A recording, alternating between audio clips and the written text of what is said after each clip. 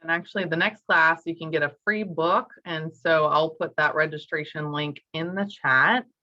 It's a book I've written with some other UF-IFAS people. So it's about planting this and not planting that. So I'll put it in the chat right now. It's next week. I hope you can join us. Great, thanks, Tina. So we're gonna go ahead and get started. Hello, everybody, and welcome to the Florida Friendly Landscaping for Edibles class. This is a hot topic. Everybody likes to grow stuff to eat, and you want to do it in a Florida friendly way that doesn't hurt the environment. So have abundant food in a low maintenance, low impact way for the environment. That is the key to sustainability right there. So today we're going to cover the 9 Florida friendly principles. I am your host. My name is Tia Solvesi. I am the Florida Friendly Landscaping Agent with the University of Florida, IFAS Extension in Orange County. So I'm right here in Orlando. And we also have my co-host, fellow teacher here, Tina McIntyre, and she is the Florida Friendly Landscaping Agent for the University of Florida IFAS Extension, Seminole County. So we're neighboring counties, we're buddies, and you know, a lot of this information is relevant to Central Florida, but these principles are universal and can be applied to North Florida, South Florida, all over, you know, the world, really. So if you're tuning in from out of state, then don't worry, a lot of these are for you. The most important thing is just getting the plants that do well in your area. So let's get started. So here are the 9 principles. And for Florida Friendly Landscaping, we teach whole classes on this. You know, a lot of people apply these principles to their home landscapes, to their turf grass, to their shrubs and trees, but all these principles can be applied to edibles too. The first and overarching principle is right plant, right place. And so if you're in Central Florida, you want to get the list of plants that grow good here in Central Florida. You don't want to be bringing blueberries down from Pennsylvania and trying to grow them here. We have Florida blueberries. They're even native blueberries. So that is what we're going to spend a lot of the time on the talk today. So don't worry if the first half an hour goes by and we're still talking about right plant, right place. The second principle is water efficiently. So we want to conserve water. We'll talk about some micro irrigation, drip irrigation, and other principles like mulch and recycling your yard waste to help with that. We'll also touch on fertilizer, which is very specific for, you know, all of these edible crops. Attracting wildlife and creating an ecological landscape. And also the principles 8 and 9, reducing the stormwater runoff and protecting the waterfront. So Florida Friendly Landscaping is all about protecting our environment, reducing pollutants that go into our water bodies, and having a beautiful landscape and producing food in this case.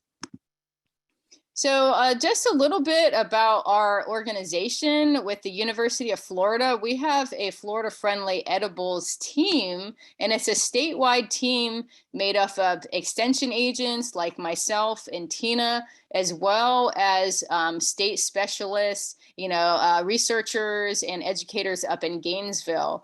And so this is a whole series of publications that we're working on, and you can find it on the EDIS website, or just Google, you know, Florida Friendly Edible Landscaping, and you'll find our manuscripts here, our publications, the edible landscaping using the 9 Florida Friendly principles. We have recycling organic materials to improve your Florida Friendly edible landscape. What is Florida Friendly landscaping?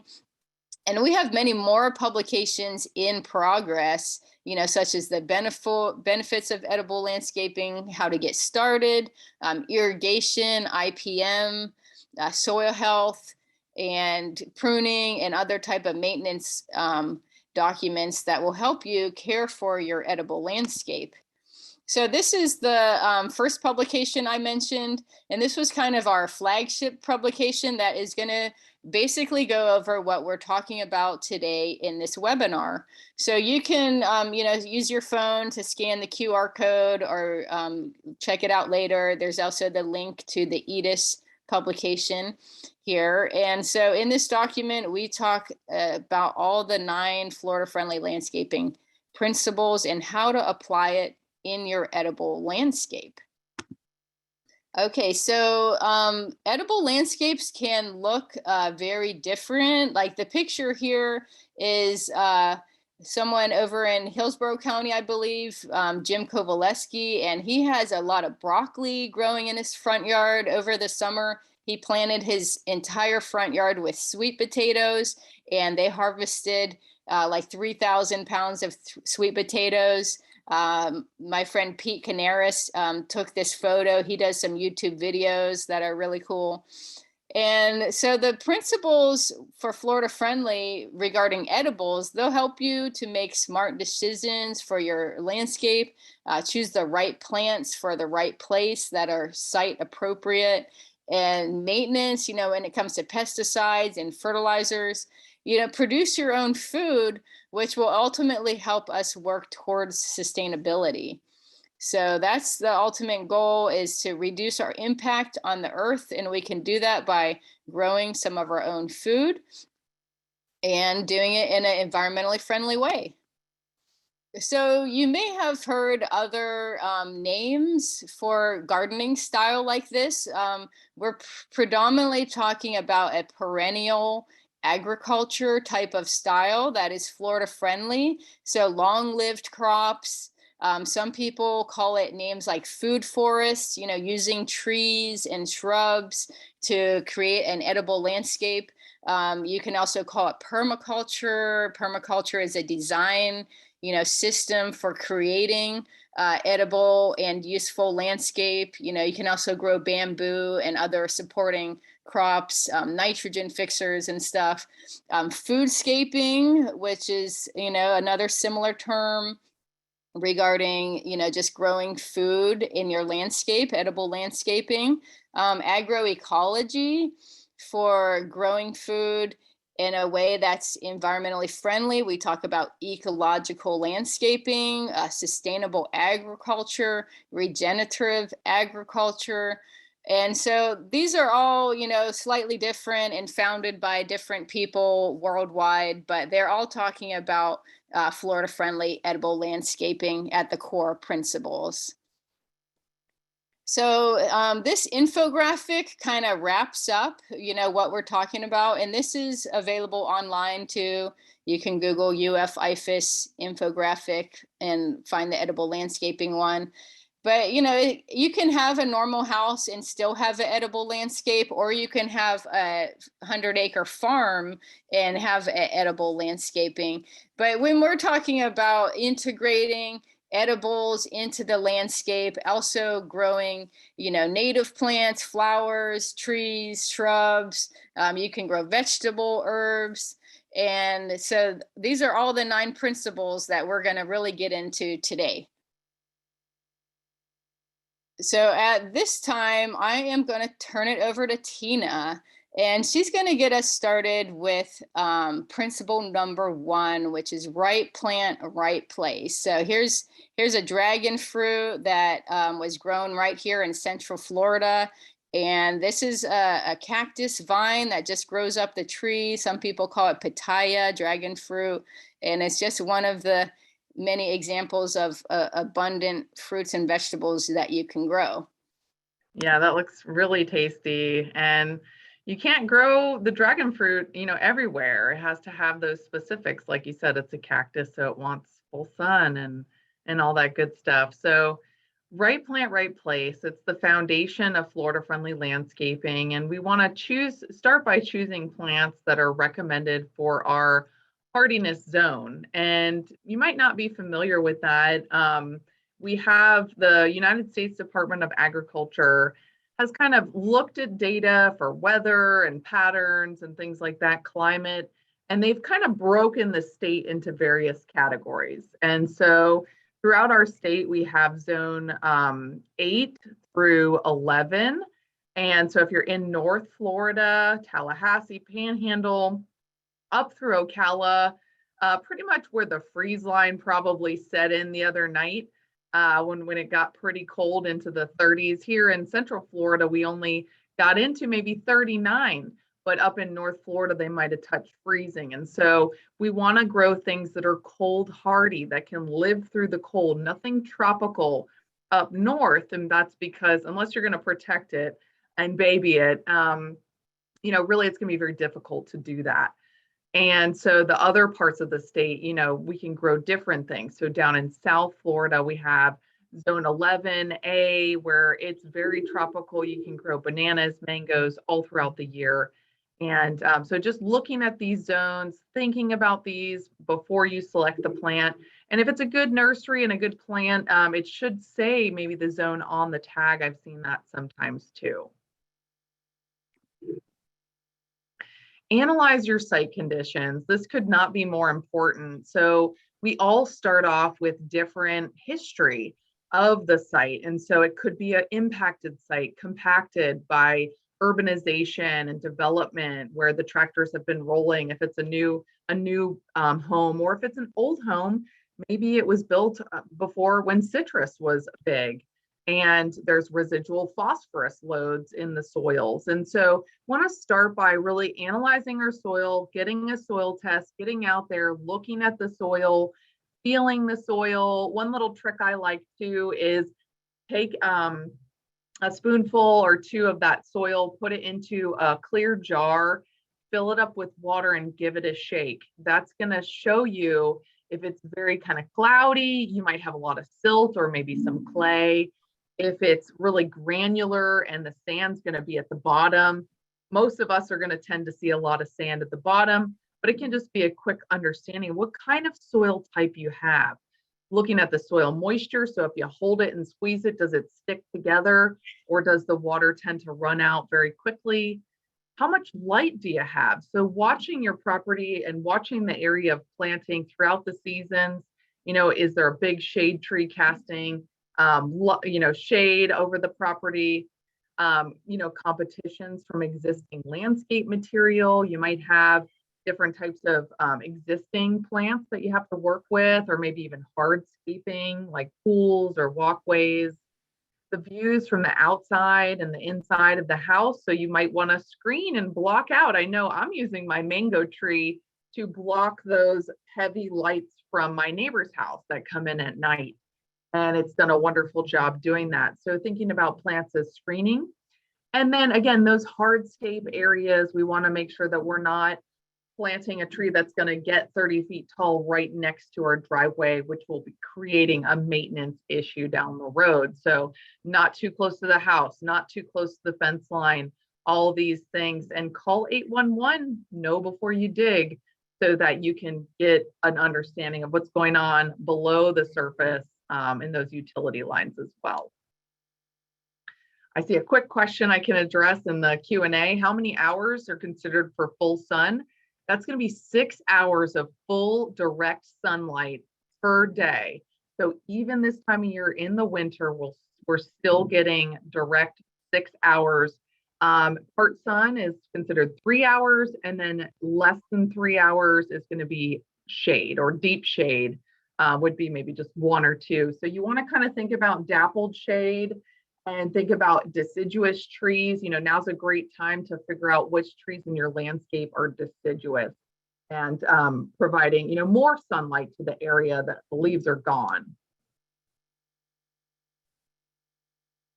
And then the microclimate effect. So, we all know where we're at. Here we saw in the chat earlier, you might be in various parts of the state, but we all have what we could call a microclimate. And so if you're by a large body of water, or you're in a really big urban area in the middle of the city, we have the urban heat island effect, which is a scientific concept where urban areas get hotter, stay hotter, and are hotter because of all the pavement, and there's not as much of a cooling process. And so if you kind of think about your surrounding area, would that protect this plant from a harsh cold that might come in? or, you know, other extreme temperatures or climatic effects that might happen, like flooding, that might help to buffer this plant and help it to survive. So, you know, for example, these bananas under very drying conditions experience different degrees of cold damage. So, you know, the one that's maybe tucked in the bamboo looks way less brown than the one that's kind of in the open air here, where it's just kind of shivering out by itself. So think about that when you're planting things, when you're doing your plan. If you're kind of up here in Sanford, or Seminole County, you know, we can get freezes. And so you might want to, or even those cold temperatures can tarnish our delicate tropicals. And if you want to plant a mango tree, do it, but think about maybe providing that microclimate effect for it. And, you know, dooryard fruit varieties. This is a great EDIS publication about different types of fruits that you can grow in your yard. And the University of Florida IFAS Extension is a great resource for you in your dooryard fruit endeavor. So kind of just a old word that we might use to describe, you know, fruit trees that are not an orchard or a big crop or a farm, that we're just planting one or two of them to harvest for ourselves and our neighbors. Then in this publication, you can find the varieties by zone. And again, scan this QR code, go to this link. You know, we will email you lots of follow-up information as well. But this has a fantastic table, as many of our EDIS publications do, that give you specific varieties or species, tell you which area it's appropriate for. So North Florida, Central Florida, South Florida. And then, you know, what you might want to pick for that area. So you can see we're not growing apples in South Florida. We're just not. There's no variety that will do well. And that comes back to that right plant, right place. With blackberries, you know, we just need to be very picky about the variety we're purchasing for that area and that zone. And, you know, this can take a little extra digging, but or not literal digging, but a little extra research and calling around to see where you can get these varieties. But it will be worth it in the end, because you'll get a much better abundance of fruit with that right plant, right place. And, you know, thinking about seed packs. So some of us might just pop into the store or order online and, you know, or get stuff from various places. And those varieties, you know, Florida soils and our climate are so different than the rest of our country. You know, outside of even Hawaii is tropical, but, you know, most of the rest of our country experiences harsh winters. Obviously, we're having some of the best days of our state right now. And so we're very different. We want to think about where we're getting these seeds, what varieties we're planting, what time of year it is. You know, so if it's summertime, we want Caribbean crops, things that are going to do well in the heat, that are established throughout the Caribbean and do well in that way. If we're planting, you know, cold season crops, we want things that are going to do well, you know, maybe in a springtime garden up in New England, because they can get some chill, and that would be appropriate to plant, you know, our broccolis, our kohlrabis, turnips, different things like that. So thinking about the varieties, the seed source, and all those different aspects of the season is really important for our state to get a good crop. Yeah, right now we're planting our tomato seeds in our greenhouse for spring planting. Yeah, and I saw somebody else in the chat is having those volunteer tomatoes, and I've had quite a few of those Everglades tomatoes popping up. So when you get the right plant for the right place, I mean, the tomatoes are essentially replanting themselves. You know, we have those seeds in the earth, and that's really an easy way of doing that right plant, right place. So we also have this Florida vegetable gardening guide, which is really helpful for beginners, and even for kind of touching up with us or people that have been around the block in the gardening section. So this really just helps us to think about the garden in a logical way, site planning, things like that. And so I definitely encourage you to check it out. We have a QR code here with some, with again, the link, and we'll follow up with other information by email later. So you can go ahead and check out that one. That's a great publication. Yeah, I'm just scanning the question and answer section just to see. All right, so edibles as ornamentals. You know, a lot of us are looking for things that are, again, going to provide aesthetic beauty to our landscape, maybe do some screening, maybe, you know, to block out those lights or block out, just whatever from next door, maybe some power lines or whatnot. So we want to think about landscaping as an edible option, and why not choose a plant that you can also harvest and enjoy. So thinking about double duty plants, we call them. And so these are plants that are beautiful, but also we can harvest them and eat them.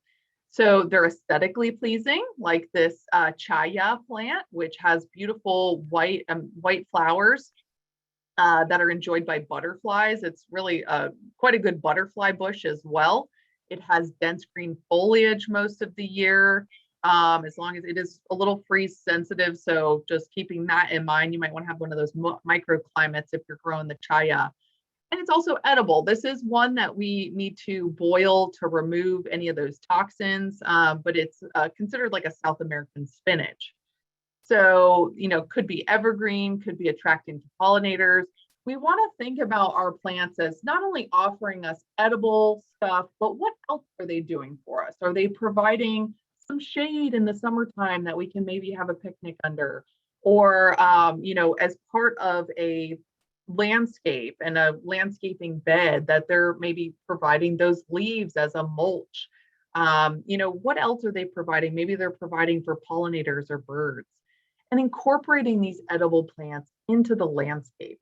So starting with a design style or theme, this is just like we would do if we're looking at a landscape that we want to landscape with traditional Florida-friendly plants or native plants, but we want to do it in a way that is also edible. So we're using the same framework, choosing edibles that are beautiful. So some of those more unique kales and broccolis can provide a really interesting aesthetic to the landscape.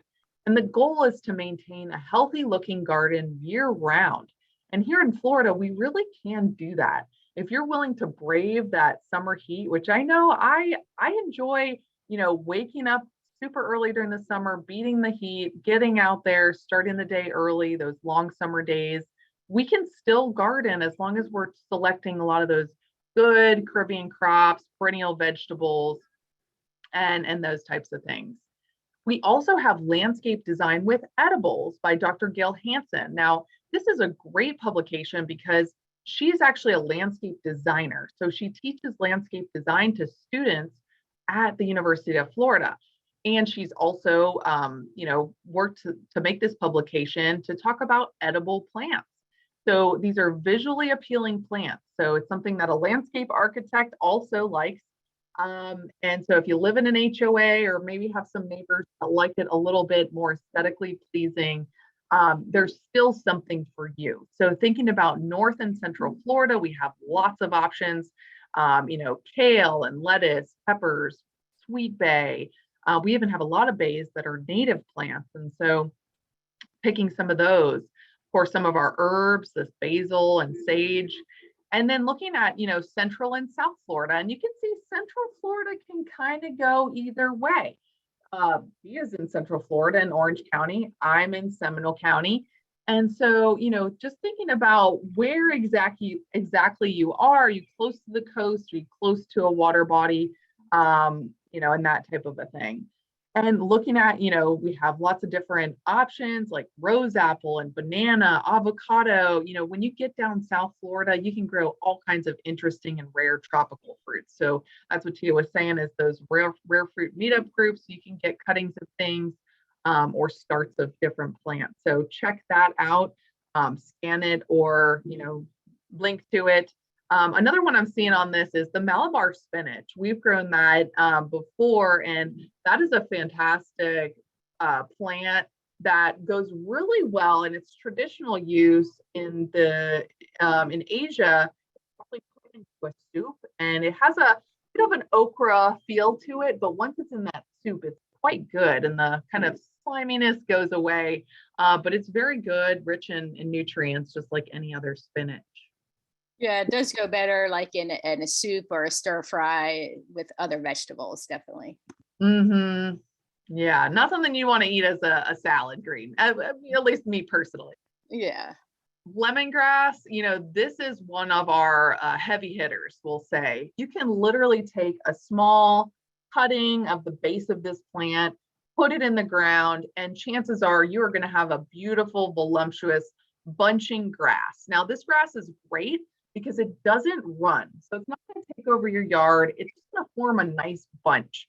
And this clumping grass is perennial. So perennial is something that we're gravitating towards here in this webinar because you plant it once and you harvest, you harvest, you harvest. You're not going to need to do a lot of maintenance.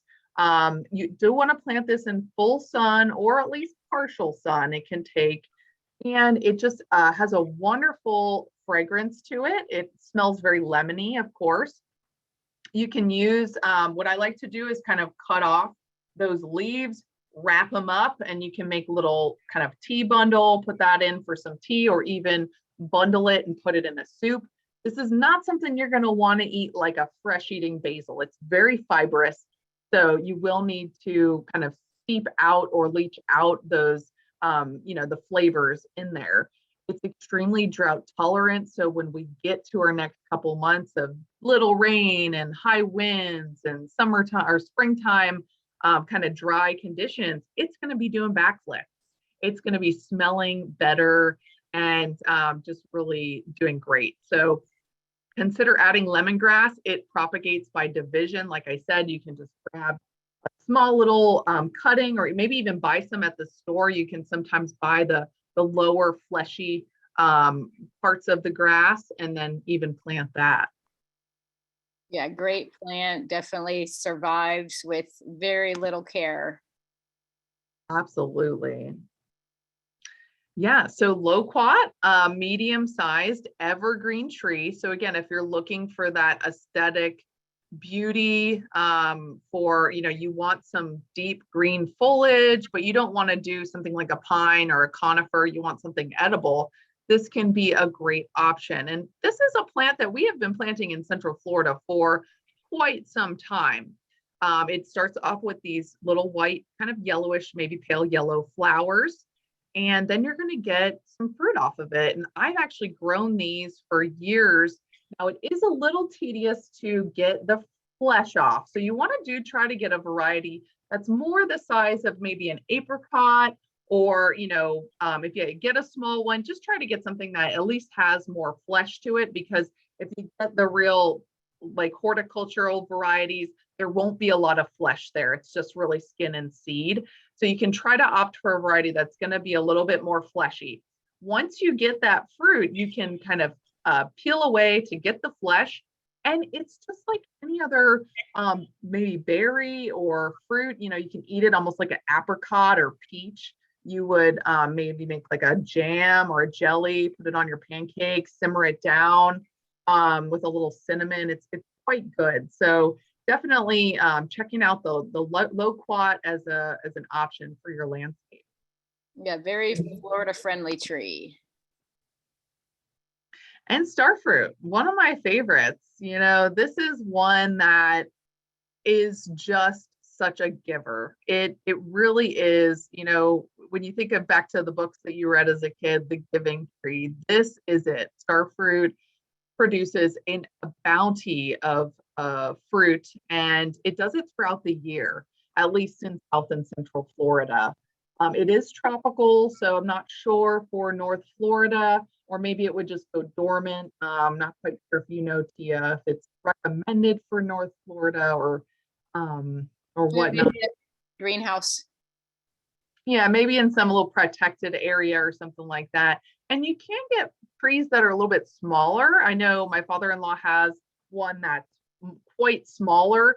And then you can get ones that are bigger. And so just know what variety you're planting when it comes to star fruit. They can be sour, they can be tart, they can be sweet.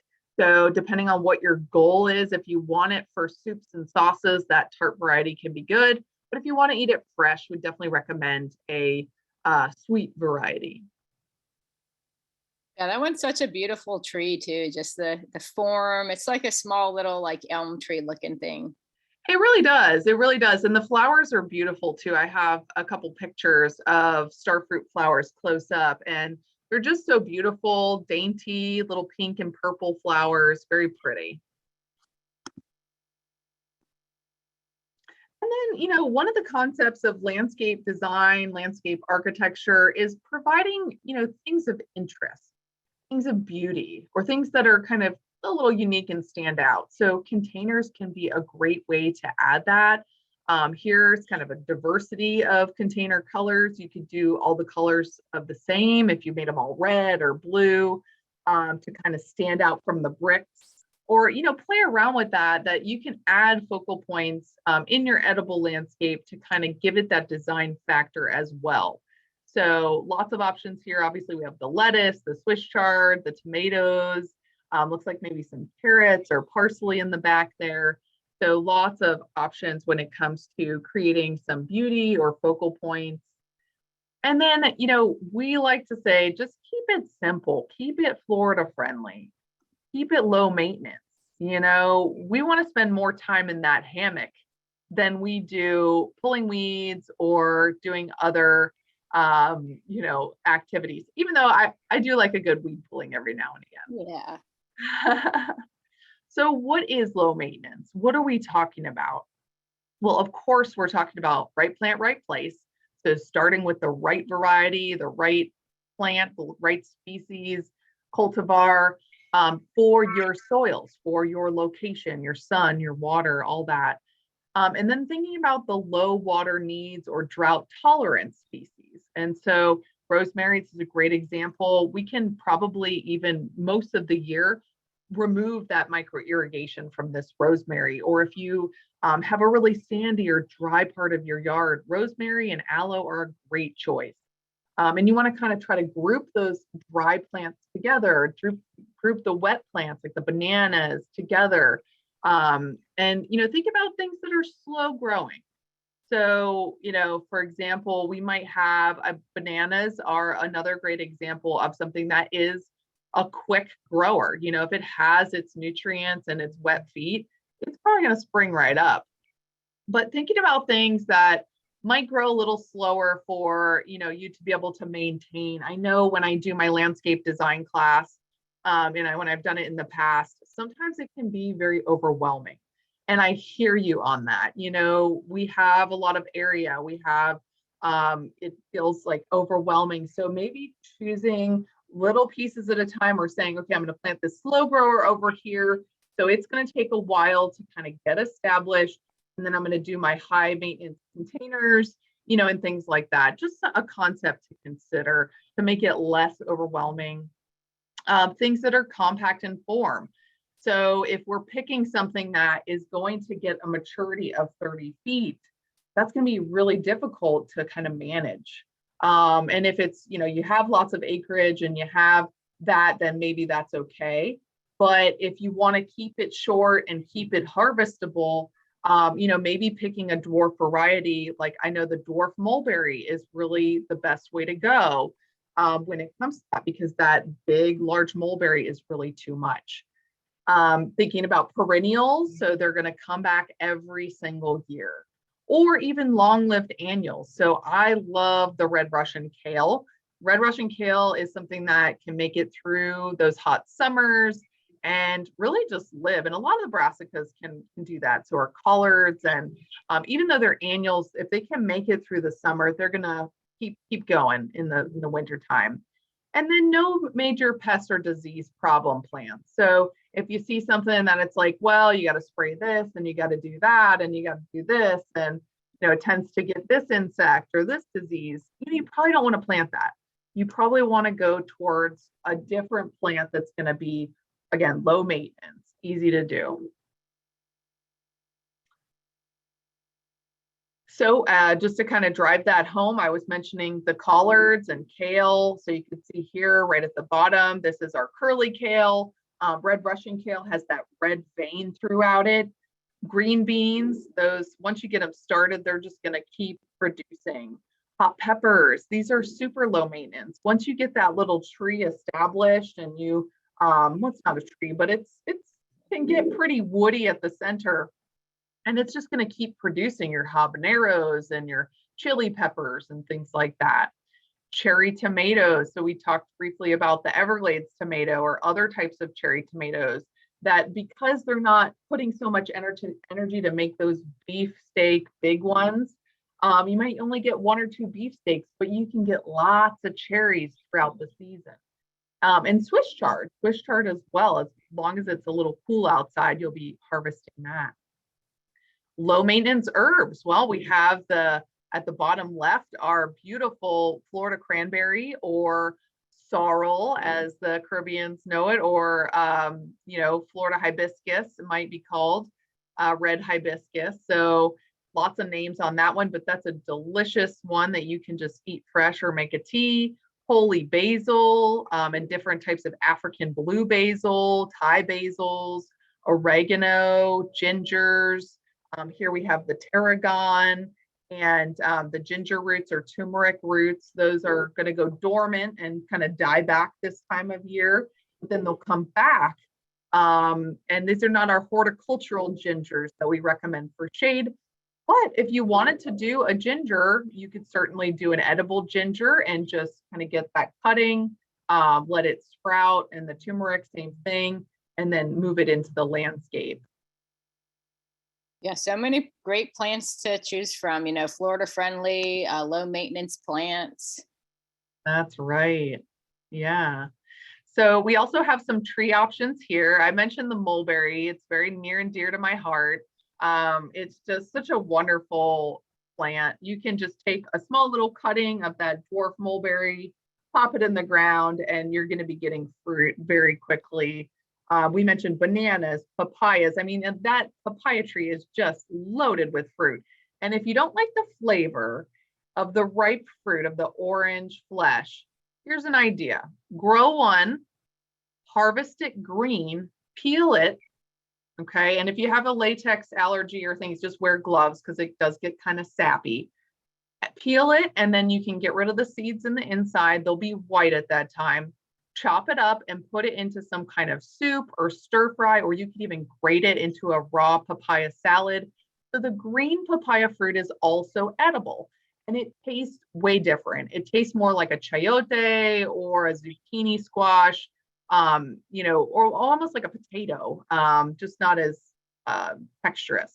So just an idea to grow a different crop, really. I mean, you're either eating a fruit, or in that way you're eating it more as a vegetable. Loquats, we mentioned, jaboticaba. So this is one of those slow growers that if you want to back burner it and just kind of let it grow back there in that wet area, jaboticaba is a great one. And these get interesting grape-like fruit on the trunks. And then passion fruit. Passion fruit's a great vine. And of course, our pineapples, we can just easily cut the top of that pineapple, put it into the earth or into a container, get it sprouted, and in a couple years we'll have a whole nother pineapple fruit. Yeah, so many great fruit trees too. And these are all things that are growing in Central Florida that I just took pictures of. These are all my pictures and things that I just see in people's landscapes. Yeah, absolutely. Yeah, so some evergreen edibles we have here. So we have olives pictured there. And another little known thing about olive is you can actually make the leaves into a mild tea. Just something else of interest because it can be a little difficult to get that fruit setting. Avocado, one of my absolute favorites. Most of our avocados, we get seasonal ones from the Caribbean and Florida, but most of our little Hass avocados are going to be shipped in from Mexico. And so if we want to make sure that we're getting our own fruit and being more sustainable, grow an avocado tree, get one that's grafted. It'll typically take less time to see that fruit. And you also want to make sure that you have another avocado in the neighborhood or in your area so that you will set fruit and get pollen on that one. We have Okinawa spinach at the bottom right, or different types of perennial spinaches. So that one's going to be kind of perennial, and other types of hibiscus. So this is the cranberry hibiscus. Now on this one, you're not eating the calyx or the seed pod, but we're actually eating the leaves. Yep, so many great plants to choose from. Wrap it up here with some Florida-friendly cultivars now, Tina. Yeah, so here we have the Everglades tomato. You can see they're smaller than a penny, just about the size of a dime. They're adorable and they taste really good. I saw your video, Tia, where you were having the Commissioner Bonilla try the Everglades tomato, and she really liked them. And they're easy to like. Even if you don't like tomatoes, you might like these because they have a good pop and they're not as mealy as some of the store-bought tomatoes. Yeah, and they produce hundreds of fruits. Yeah, it's a bounty. The Seminole pumpkin. So this is actually a native pumpkin that was cultivated by the indigenous people in Florida. And so it's used to the heat. It's been grown here for a long time. And they're much smaller than our big, jack-o'-lantern style pumpkins. And you do want to grow them. I find that the best time to seed them is around in the next couple weeks. What do you think, Tia? Is that getting them started early? Getting them started early helps you get in front of the pickle worm, but they can, I can plant them May, June, July. They'll grow all summer long in the heat too. They'll still take the heat, absolutely. So if you get a late start, but you can start them now and then start a few more later, and you'll get that good cross-pollination. You can trellis them because they're not going to get so big and heavy, so they could grow on a trellis. And actually, I've even seen them growing wild in the Everglades. We found one that was just this big, so the size of an apple. They can get bigger, smaller. There's some hybrids out there hybridizing with the butternuts and things like that. So yeah, give it a whirl. It's a great variety.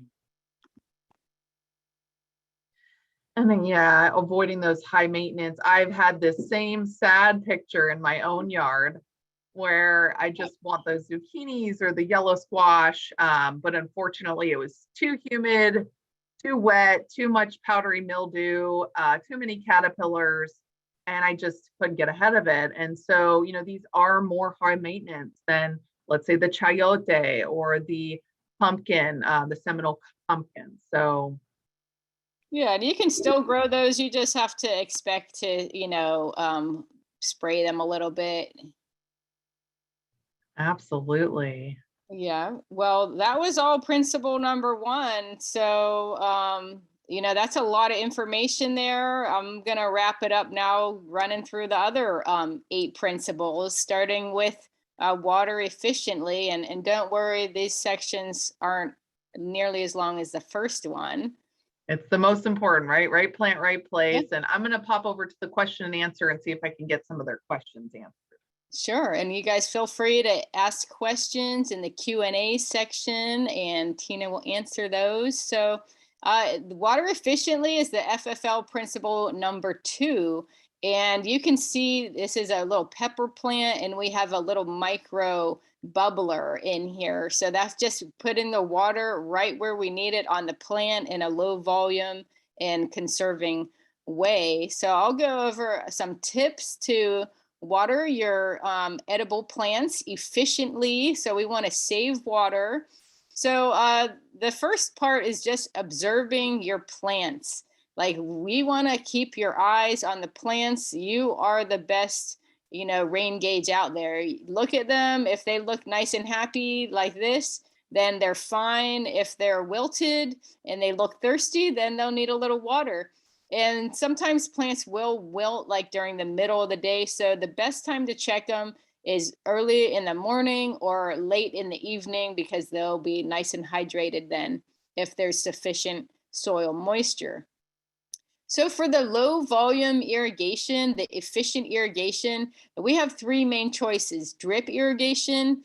You'll see the little drip lines, micro sprays, which is pictured here. They're usually like a little spray head on a stake. They're just a micro spray head. or the bubblers, which was in the last picture here with the peppers. That's a small bubbler.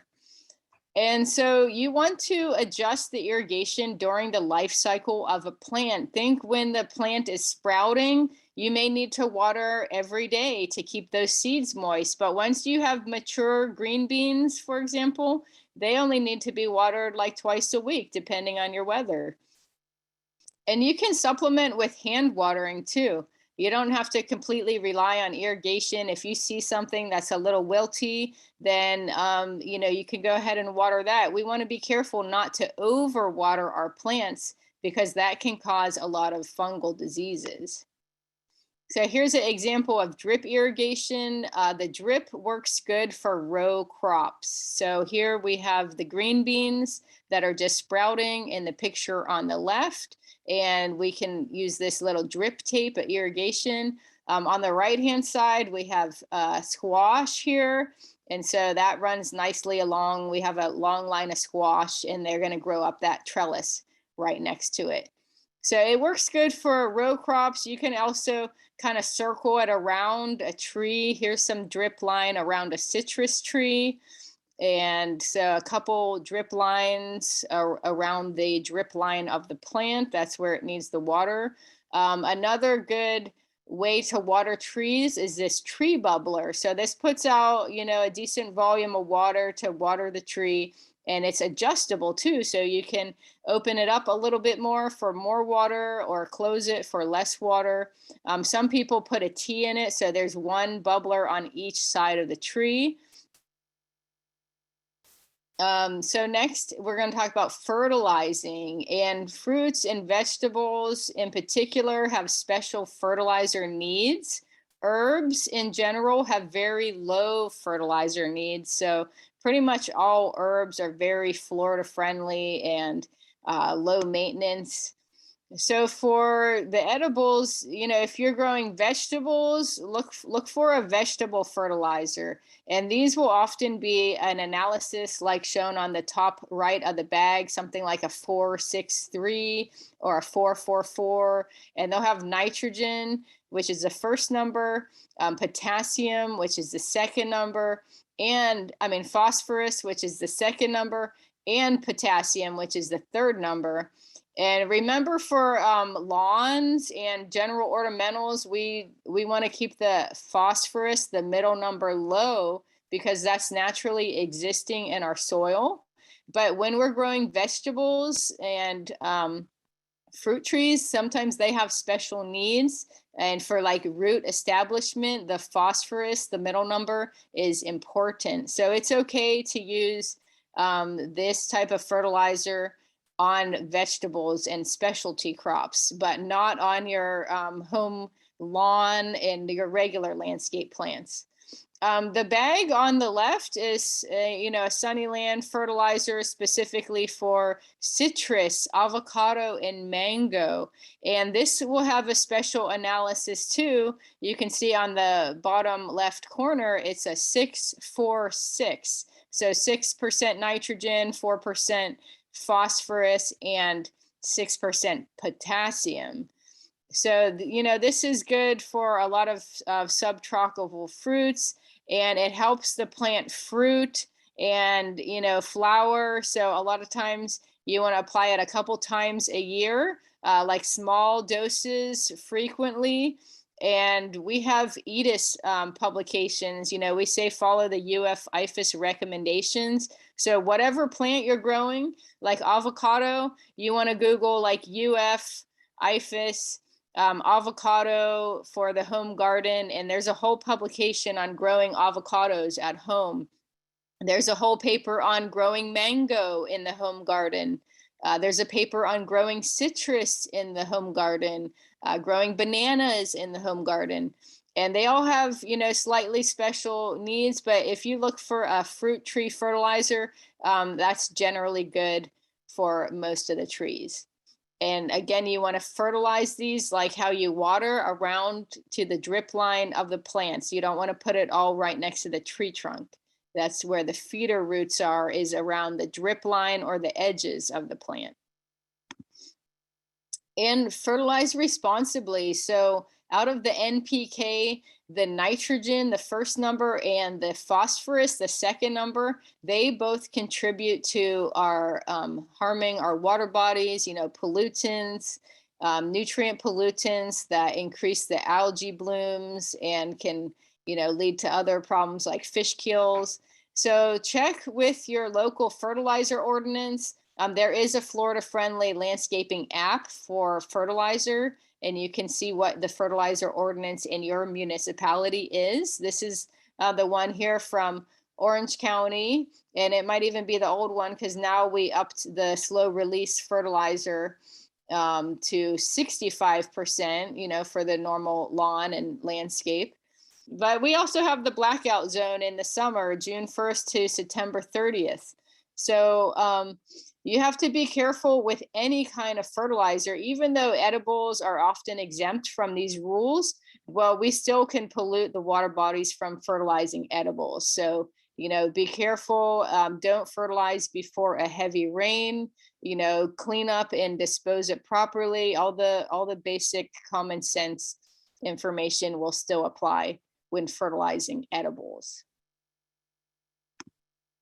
The next principle is mulch, and you can see this vegetable garden here is beautifully mulched with some hay or straw mulch that we got at the feed store.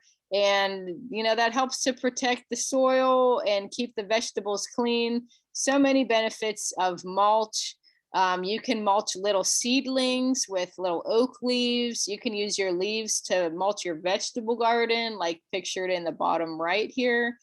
Benefits of mulch includes improving the soil fertility, buffering the soil temperature, minimizing water needs because it helps to hold the water and reduce the evaporation, inhibits weed growth. So you don't want to be out there weeding. You just want your plants to have all the nutrients, and improve soil structure. All this is going to break down and turn into good organic matter like composty stuff for your plants over time. So it helps to build the soil, build the fertility. So mulching edibles is pretty much like any other landscape plants, but you just have to be careful when you have seedlings or tender vegetables. Like you won't want to put a heavy mulch next to your lettuce, because it could smother it and cause it to rot. So use the leaves, hay, straw, use the light type of mulch on your tender vegetables. But all your fruit trees and stuff, you can use the normal wood chips like pine bark, pine straw, the utility mulch. You can get free mulch off chipdrop.com, off of that website, and they will deliver it to you. Chipdrop.com is that website. And then whatever you're using for the mulch, you just want to pull it away from the base of the plants. You don't want that mulch to be covering the base because that can cause fungal problems. That goes for trees too. So just pull it away from the tree trunk. We don't want volcano mulching, which is where you cover the tree trunk. The tree trunk wants to breathe out of its trunk at the base. So keep that area free of mulch. Just scrape it back a couple inches to 1 foot. If a little squirrel runs by and throws a couple pieces of mulch, don't worry about that. But as a general rule, you don't want the mulch, piled up on the base of any plant. And then you can get advanced with it and grow your own mulch with some of the grasses. Pictured here is a sugar cane, which is also edible, but this thing is like 15 feet tall. It has a lot of biomass.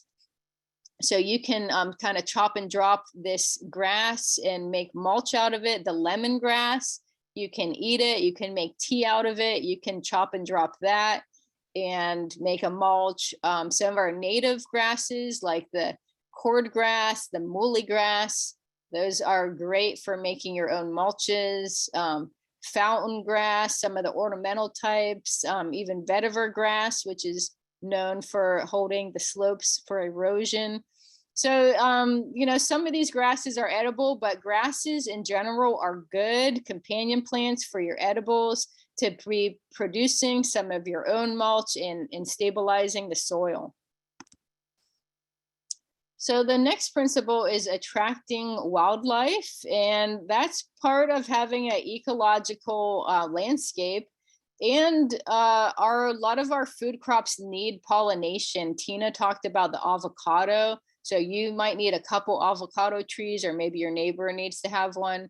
So what you want to do is, plant flowers and let the bees come to pollinate your vegetables. Like the big bumblebee is pollinating this eggplant flower right here, and that will help make it fruit, because the plants need pollination to set fruits. Think about anything that flowers to produce fruits, like tomatoes, peppers, eggplants, green beans. Those are all going to benefit from having some pollinators in your garden. And then, other types of wildlife beyond pollinators, like seeds, fruits, nuts. These are all a good treat for like birds, and birds will help, in your ecological landscape. They're going to help eat some of those bad bugs and the pests. So it's good to plant, some of these native edibles, such as the elderberry, the blueberry, the muscadine grape pictured here. And so you can get all of these, in your little layer with your food forest, and, some mangoes for you, some elderberry for the birds, muscadine grapes, so just a lot of different sizes and shapes of plants in your edible landscape. The next principle is to manage pests responsibly. And here is a picture of a caterpillar, and you can see the little green caterpillar with the kind of webby stuff it makes. And then there's little green balls next to that. That is caterpillar poop, or technically we call it frass. And so that's a sign of having caterpillars. If you are going to grow cucumbers, you should expect to do daily or a couple times a week pest control for the caterpillars. You can squish them by hand, you can spray them, you can put a net around them, but the cucumbers will need to be pollinated, the flowers. So you have to figure that part out. But part of managing the pests responsibly includes managing your own expectations. So it's unrealistic to strive for an insect, disease, and weed-free yard. What you want to do is be okay with a couple bugs, but you have to set a threshold of what is okay and what is not okay. So check your plants regularly and get to know what kind of pests are visiting them. And then if you decide you do need to spray, if hand squishing or spraying them off with the hose is not enough, then we recommend to use the least toxic pesticide first. And some good go-to natural and organic choices include the BT, which is from a bacteria, the neem oil from the neem tree, and the insecticidal soap. So those are all very easy to use, low toxicity kind of pesticides. And the other thing is that you want to rotate your pesticides. So you're not always spraying the same thing all the time. So if you need help with your pesticide rotation, look for books on IPM and other classes through our extension. And we have a lot of information regarding that topic. So back to creating an ecological landscape. So instead of spraying, if we create a more ecological landscape and plant flowers next to our vegetables, to attract these beneficial insects, then they'll be providing some of that natural control of the pests. Think of aphids that are on your pepper plants. Well, ladybugs are a beneficial insect.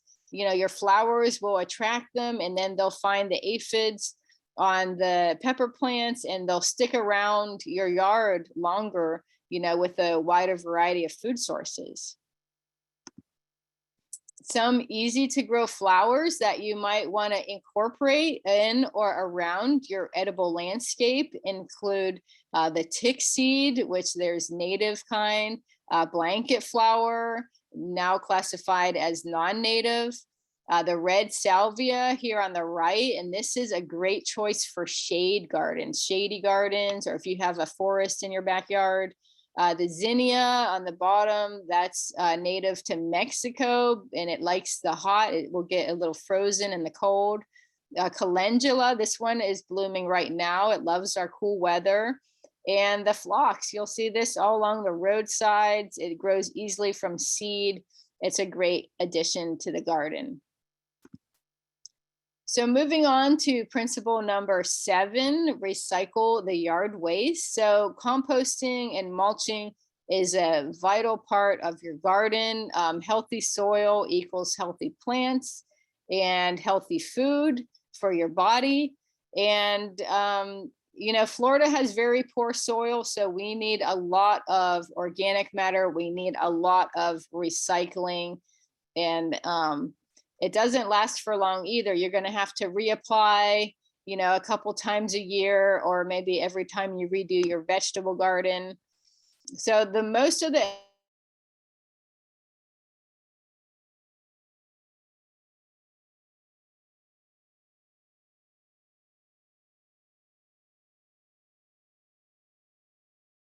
edible by building a compost pile. Pictured here is the compost pile we have at our extension center. That's Troy, our landscape technician. So we actually have a 3-bin pile that we rotate. And so we can recycle a lot of organic matter in this, but you don't need a big system like this. You can just use a simple pile. You can use one of those bins. They might give them out for free in your area. Here in Central Florida, City of Winter Park gives them out, and City of Orlando gives them out.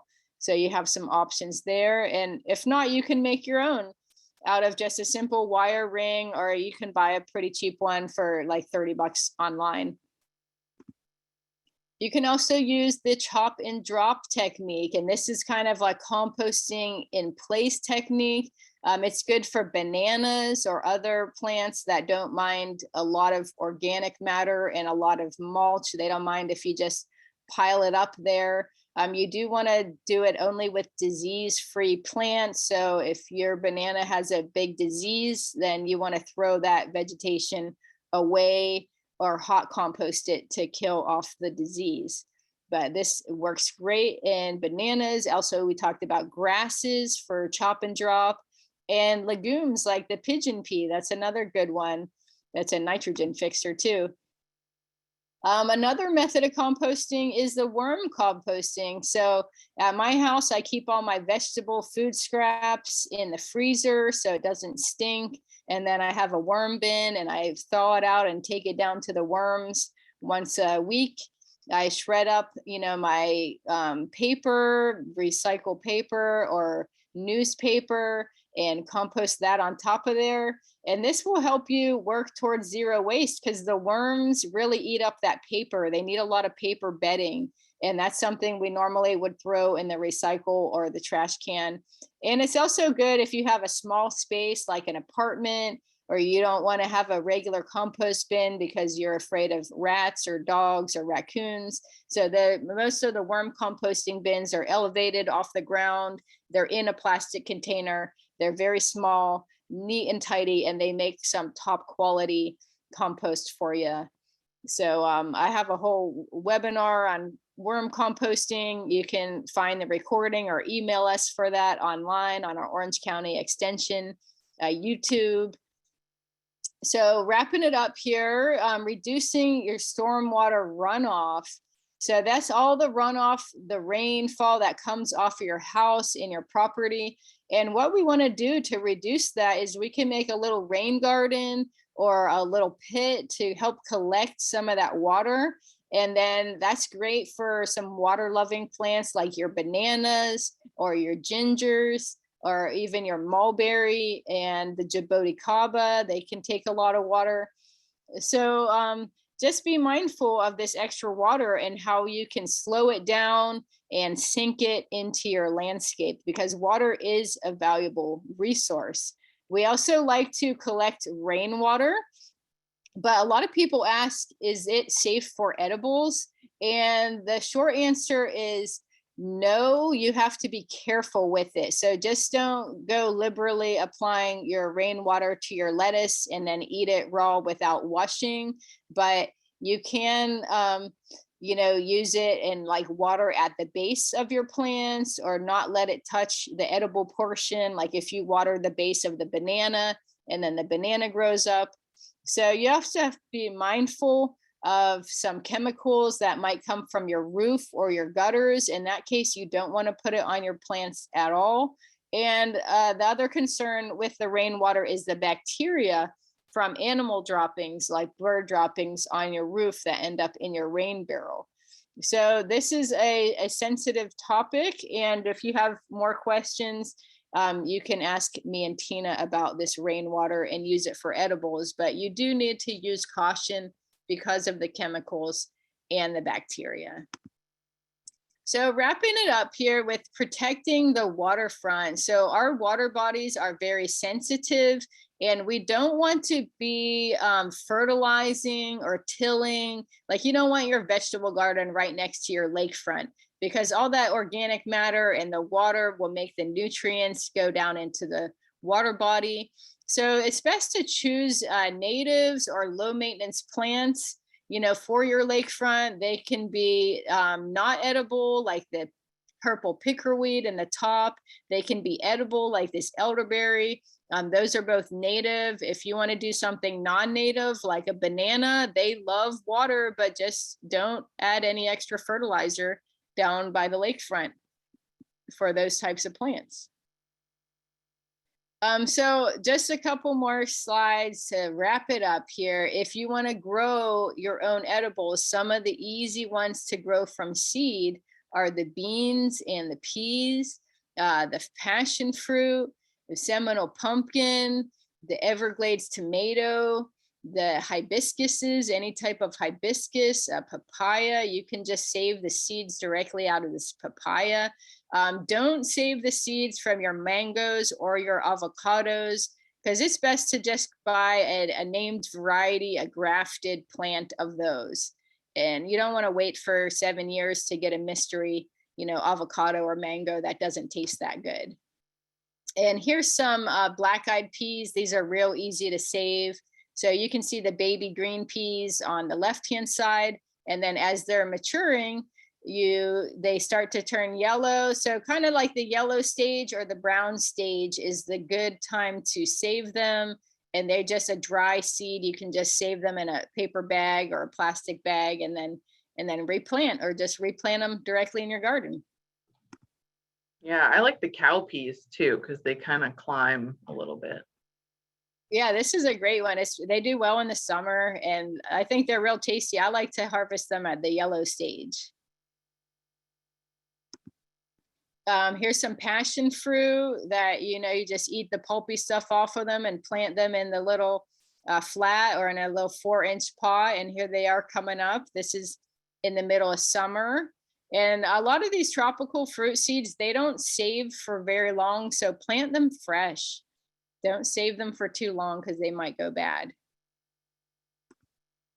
The loofah squash, some people eat the baby ones, but I more grow it for a sponge.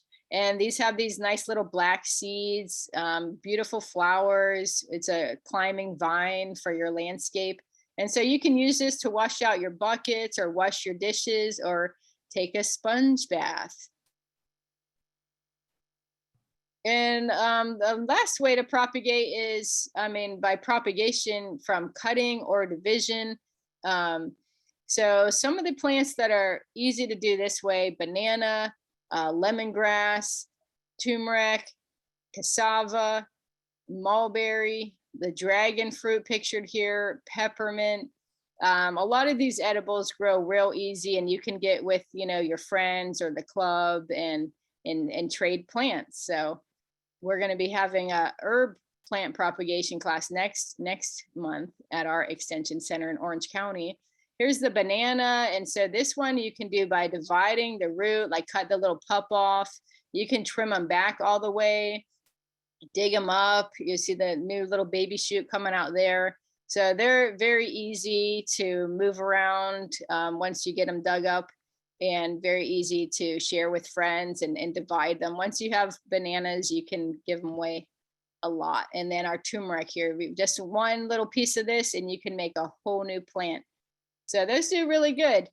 So I hope this is enough information for you guys. Check out our resources online. Check out our Garden Florida Facebook to hear about our upcoming events. And please fill out our survey here. We'll put a link in the chat box for the survey. And you can contact myself, Tia Silvesi, and Tina McIntyre. Our emails are listed here. So please, please, please take our survey. This really helps us out. Attend some of our classes in the future.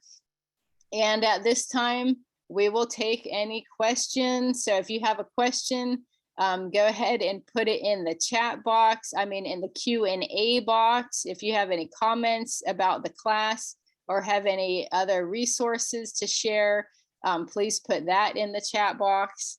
And we will put a link to the survey here in the chat box. My fingers have been moving quickly because there are a lot of questions coming in. Thank you to all of you. I answered a fair amount. Some of them I didn't totally understand, so I might have skipped those. But yeah, and then I did have another question about the webinar next week for the Plant This, Not That. You can receive a free book if you're in Seminole County. If you're in a surrounding county and you want to drive to our office, we will not be mailing out the free book. But if you're close and you want to drive in to get it, feel free to sign up and we'll let you in as well.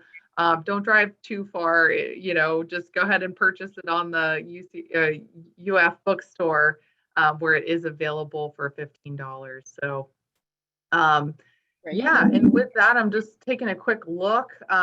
Did you mention a grass for erosion, Tia? Was that vetiver grass? Vetiver grass. Vetiver grass, yeah. So that would be Denise, the one you'd want to select. And really any of those bunching grasses are going to be good for erosion. Yeah. All grasses have fibrous root systems and good for erosion. Even turf grass. Best variety of Japanese plum or loquat? I don't know the specific variety names, but there's probably an EDIS about that. Yes, there's pretty much an EDIS for everything. So if you just go to UF IFAS Ask EDIS, that is going to be your portal to tons of information. And you can search by author, so you can see everything Tia's written. You can search by topic, mango. You can just do a search and ask EDIS, and it's going to give you that science-based research that they've already spent money to kind of trial and error and find out what works and what doesn't, so you don't have to. So check that out.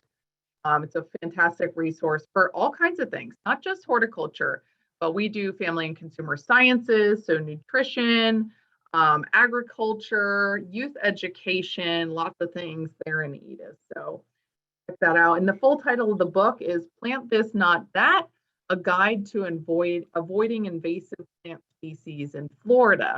And so that's one other kind of quick thing about edible landscaping is we don't want to be selecting edibles that are also invasive and a detriment to our environment, right? Our goal to have edibles is to have fresh fruit, but to also protect the environment.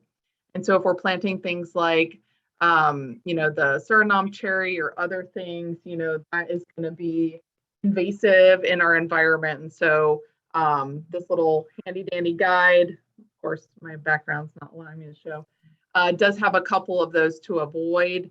I saw a question about moringa.